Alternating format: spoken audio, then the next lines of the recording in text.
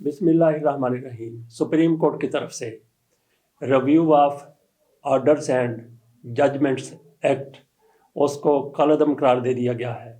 ये यूँ समझ लें कि चीफ जस्टिस की तरफ से उन लोगों पर पलट का वार है जो चीफ जस्टिस उमर अता बंदयाल को धमकियां देते थे, तड़ियाँ लगाते थे और कानून पास और अपने आप को सुप्रीम कोर्ट से बालातर समझते थे।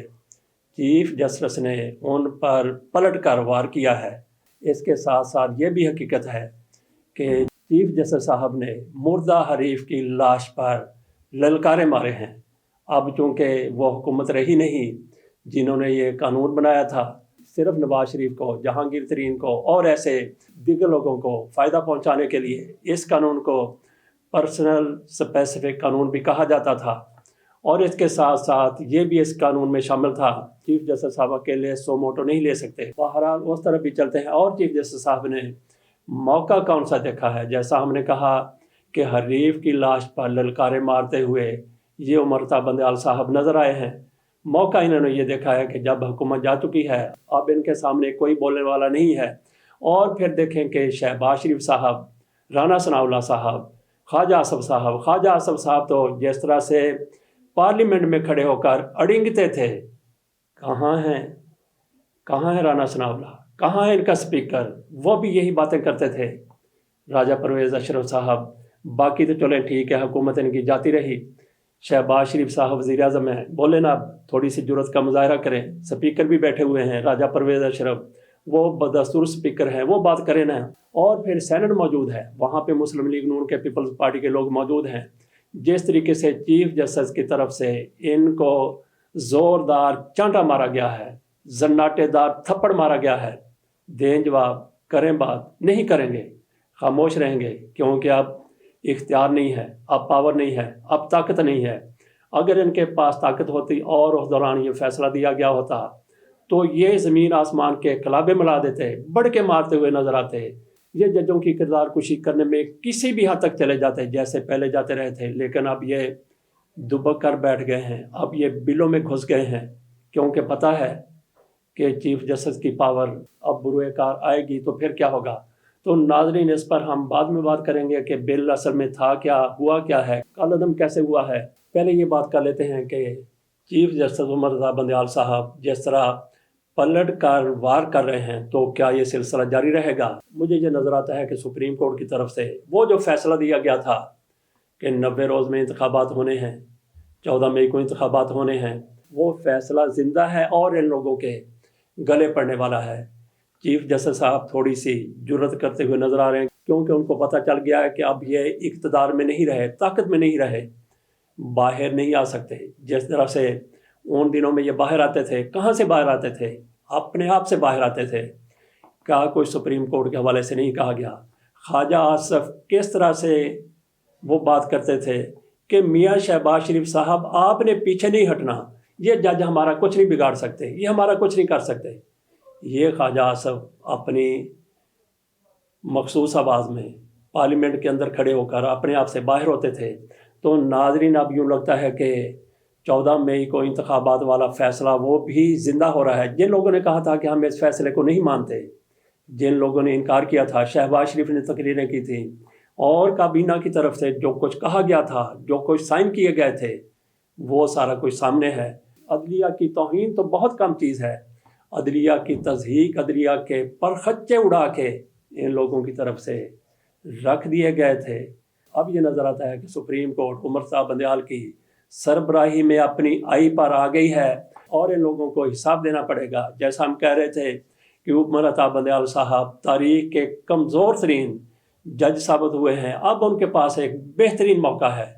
इनमें से एक एक को बुलाएं, उनसे पूछें, बोलो जो पार्लियामेंट में कहते थे, जो काबीना के इजलास में कहते थे, अब क्या ख्याल है। कानून के बड़े बड़े माहिर ये कह चुके हैं, पूरी की पूरी काबीना नाअहल होती है, अंदर जाती है, और जो पार्लियामेंट के अंदर कुछ पार्लियामेंटेरियन की तरफ से कहा गया, वो भी सारे के सारे अगले इलेक्शन के लिए नाअहल होंगे। और इन लोगों की तरफ से वो जो कानून साजी की गई थी कि मियाँ नवाज शरीफ साहब की सज़ा ख़त्म हो चुकी है, नाअहली ख़त्म हो चुकी है, वो अब इलेक्शन लड़ सकते हैं, उसका क्या बनेगा। میاں نواز شریف صاحب کو 10 سال قید کی سزا بھی ہوئی ہے، اتنے عرصے تک تو میاں نواز شریف صاحب کی نااہلیت ختم نہیں ہو سکتی، تو کیسے میاں نواز شریف صاحب کو یہ چوتھی بار وزیر اعظم بنا لیں گے؟ اب چلتے ہیں جو فیصلہ اب دیا گیا ہے جس میں اس ایکٹ کو کالعدم قرار دیا گیا ہے وہ آپ کے سامنے میں رکھتا ہوں۔ چیف جسٹس کی سربراہی میں 3 رکنی بینچ نے review of judgments and orders act case پر سماعت کی۔ سپریم کورٹ نے 6 سماعتوں کے بعد 19 جون کو فیصلہ محفوظ کیا تھا۔ اعجاز الحسن اور جسٹس منیب اختر سپریم کورٹ کے اس 3 رکنی بینچ کا حصہ تھے۔ سپریم کورٹ کی طرف سے review judgments and orders act 2023 خلاف قانون قرار دیتے ہوئے درخواستیں قابل سماعت قرار دی گئیں۔ پارلیمنٹ نے ایکٹ کے ذریعے لارجر بینچ کے سامنے نظر ثانی اپیل کا حق دیا تھا۔ Review of judgments and orders act سے متعلق سپریم کورٹ کی طرف سے متفقہ فیصلہ سنایا گیا۔ سپریم کورٹ نے ریمارکس دیے کہ پارلیمنٹ نے اپنے دائرہ اختیار سے تجاوز کیا ہے۔ خیال رہے کہ پارلیمنٹ کی طرف سے review of judgments and orders act 2023 منظور کیا گیا تھا۔ پارلیمنٹ نے ایکٹ کے ذریعے لارجر بینچ کے سامنے نظر ثانی اپیل کا حق دیا تھا۔